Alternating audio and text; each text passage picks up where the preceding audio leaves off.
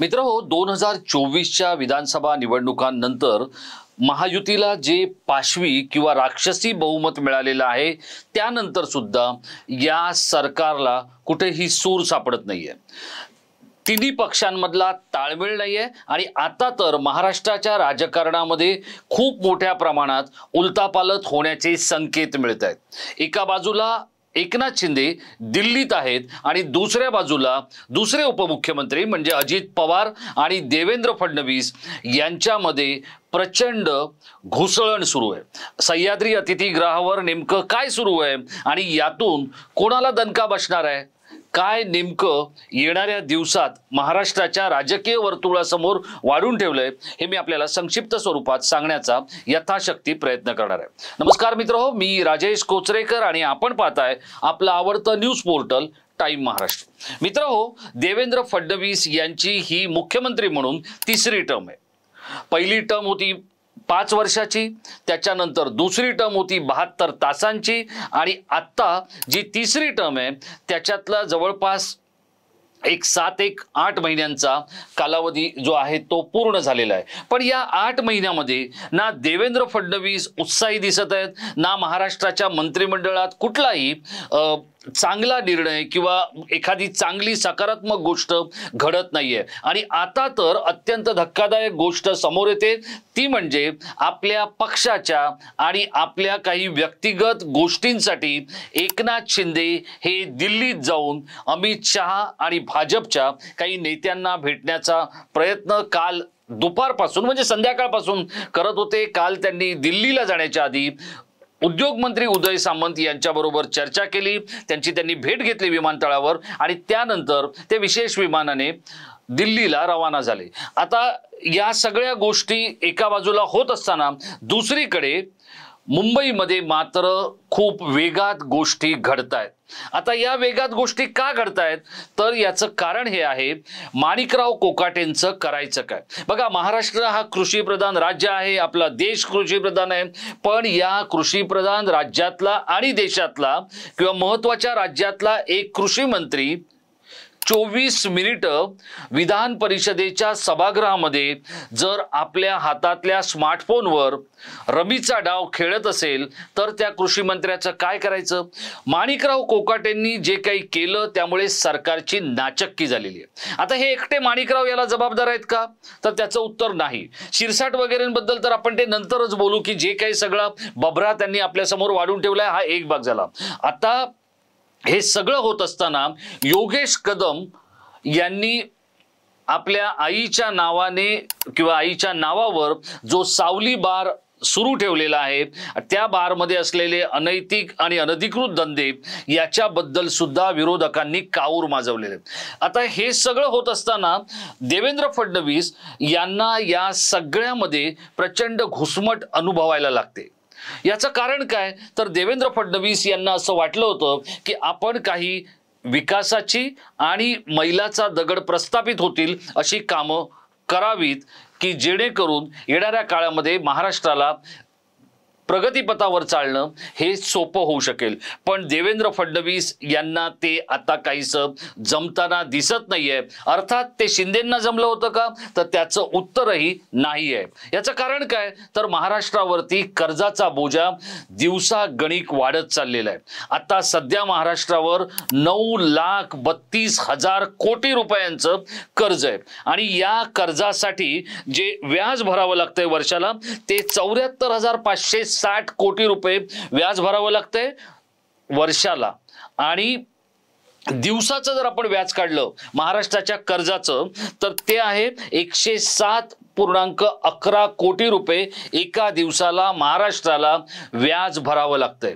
म्हणजे आपण एक कल्पना करू शकतो की महाराष्ट्र किती भयंकर पद्धतीने कर्जबाजारी झालाय. एका बाजूला महाराष्ट्र कर्जबाजारी झालाय, विकासासाठी पैसे नाही आहेत.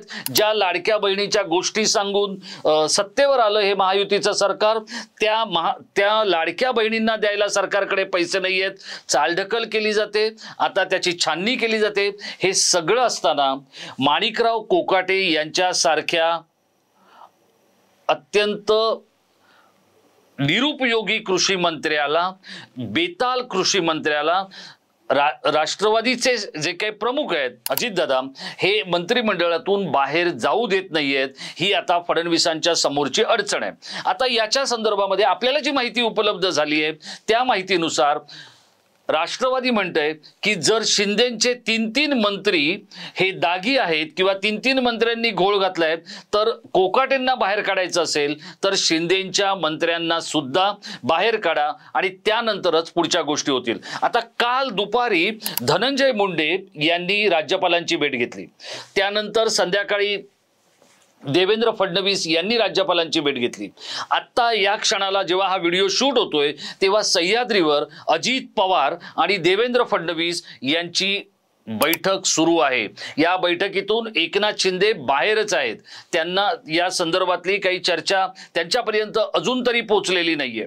या सगळ्या गोष्टी आणि सतत देवेंद्र फडणवीस काय करतायत तर अजित पवारांना हे मनवण्याचा प्रयत्न करतायत की सरकारची प्रतिमा नीट राहण्यासाठी कोकाटेंसारख्या मंत्र्यांना बाहेर काढावं लागेल. आता अजितदादा हे बघा, एरवी शेवटी अजितदादा किती जरी खर्जात बोलले किंवा आक्रमकपणे बोलले, अगदी लोकांवर ओरडून बोलले, तरी अजित पवार यांच्याकडे माणूस म्हणून असलेला जो प्रामाणिकपणा आहे तो आपल्याला अधोरेखित करायला हवा. ते तसे संवेदनक्षम आहेत, पण आता त्यांनी सुद्धा आपली संवेदन क्षमता सोडली आहे का असा प्रश्न पडू शकतो. अशी घटना घडली आहे. नुकताच त्यांचा वाढदिवस झाला 22 तारखेला, एकाच दिवशी दोघांचाही, मुख्यमंत्र्यांचा पण आणि उपमुख्यमंत्र्यांचा पण. या वाढदिवसाची पार्टी ही ताज या पंचतारांकित हॉटेलात करण्यात आली होती. या बैठकीत या पार्टीला राष्ट्रवादीच्या लोकांना बोलवण्यात आलं होतं, भाजपच्या लोकांनाही बोलवण्यात आलं होतं आणि शिवसेनेच्या लोकांना बोलवण्यात आलं होतं, पण शिवसेनेचे एकटे एकनाथ शिंदे तिथे पोहोचल्याची माहिती आपल्यापर्यंत आहे. कारण प्रसारमाध्यमांना तिथपर्यंत जाऊ दिलं नव्हतं. या पार्टीबद्दल फारसा काही कुठे बबरा झालेला नव्हता.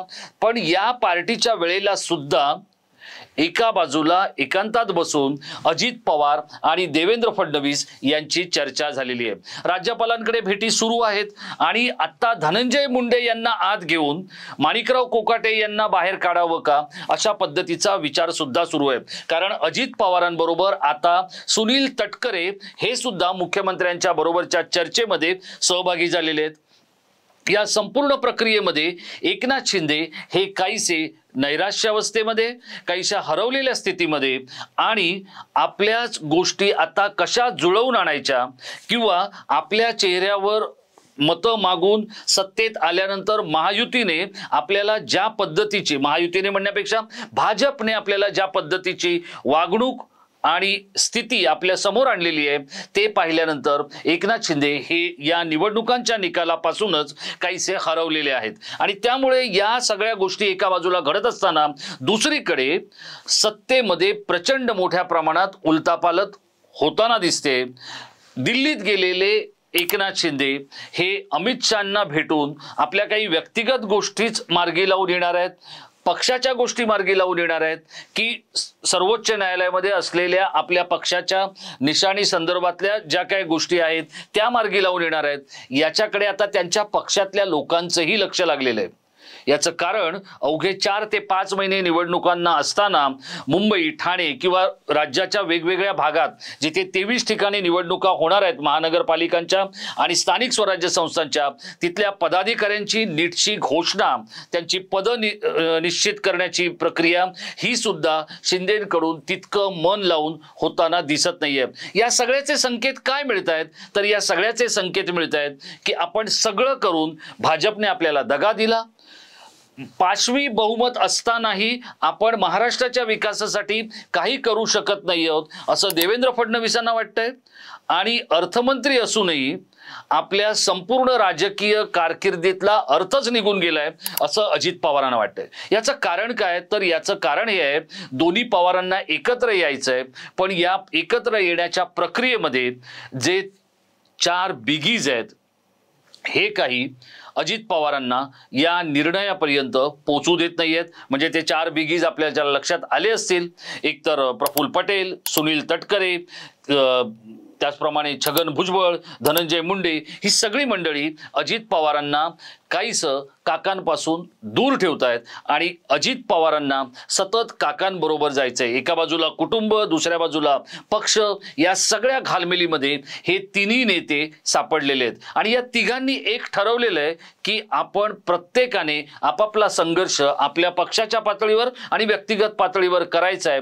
पण त्यामुळे हे तिघही जी काही राज्यासाठी आपली गुणवत्ता आणि गुणात्मक मूल्य द्यायला हवीत ते देऊ शकत नाहीयेत। शिंदे जनमानसामध्ये जाऊन जे काम करायला हवंय ते करताना त्यांचं मन लागत नाहीये।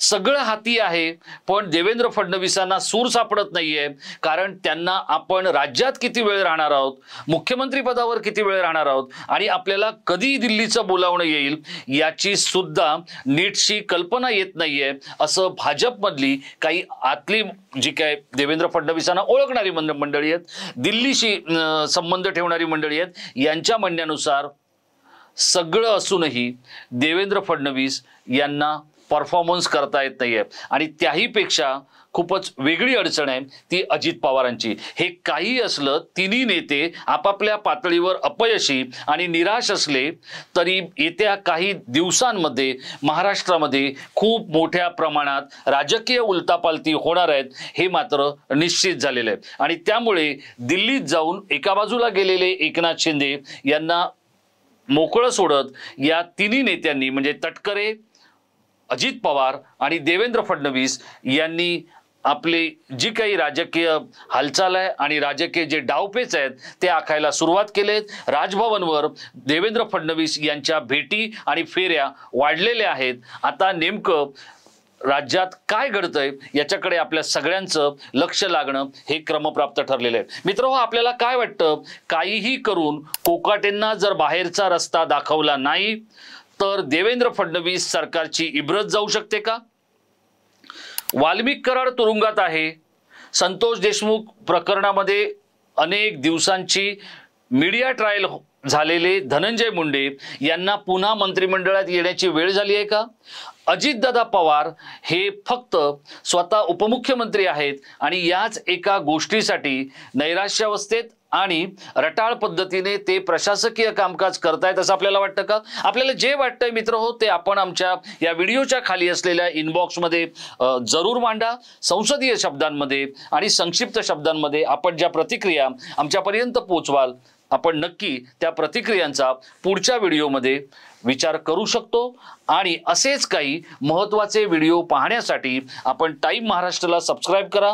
मित्रहो, कुणाचीही भीडभाड न ठेवता प्रशासकीय अधिकारी असो, राजकीय मोठे नेते असो किंवा अन्य कोणीही असो, या कुणाचीही तमा न बाळगता पण त्यांचा राजशिष्टाचार आणि सभ्यता न सोडता जर तुम्हाला काही चांगले व्हिडिओ पाहायचे असतील तर टाइम महाराष्ट्राला सबस्क्राइब करा। आपली निराशा होणार नाही इतकंच सांगतो आणि इथेच थांबतो। पुढचा व्हिडिओ येईपर्यंत स्वतःची काळजी घ्या। धन्यवाद।